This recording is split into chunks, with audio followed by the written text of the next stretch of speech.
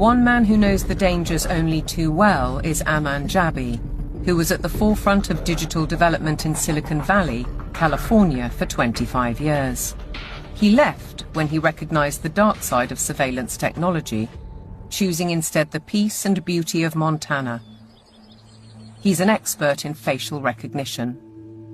It's a technique that is used to uniquely identify the biometrics of any face. So, in a device like your smartphone, and most modern smartphones in the last 5 or 7 years, they have a 3D camera module in the front of the phone which you cannot see. Within that module is a near-infrared projector which projects tens of thousands of dots on your face. Those dots are then distorted based on the contours and the features of your face, and there's a near-infrared camera then takes a picture of that distortion, captures it, and then reverse engineers the exact profile of your face. In the longer term, facial recognition will be used to unlock your digital identity, which is going to be a tool of control for the agendas that are coming down the pipeline. Elements of that control are already with us. Alexa, good morning. Good morning. You are never alone in your home, and this is why.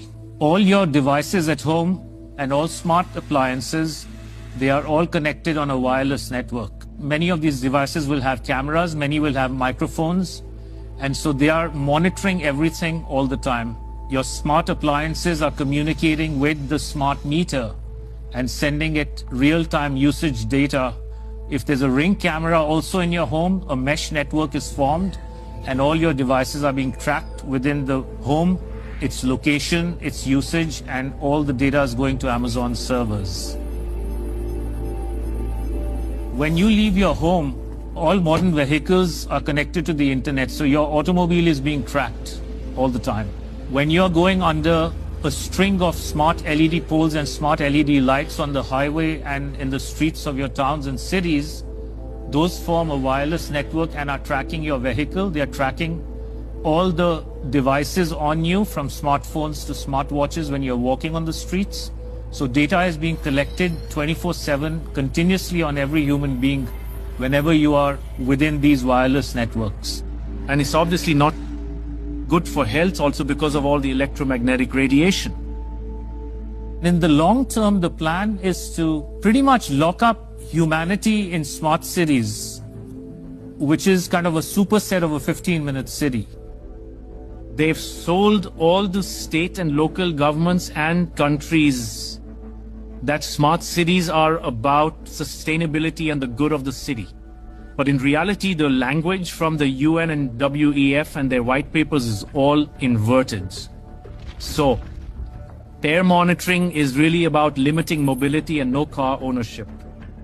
Right? Surveillance, control via LED grid is why the smart lighting is there. Water management is about water rationing, noise pollution is about speed surveillance, traffic monitoring is about limiting mobility, and then, of course, energy conservation is all about rationing heat, electricity, and gasoline. Another concept one should be familiar with is called geofencing, and think of it as an invisible fence around you, where you cannot go beyond a certain point, and that will be related to your face recognition, digital identity, and access control. Your smart contracts, SoftBrick can turn off your digital currency beyond a certain point from your house. Our world has been turned into a digital panopticon. That means you can be monitored, analyzed, managed, and monetized. Surveillance capitalists are already making billions of dollars selling our information to big corporations, because this kind of detailed knowledge enables them to predict and influence our behavior.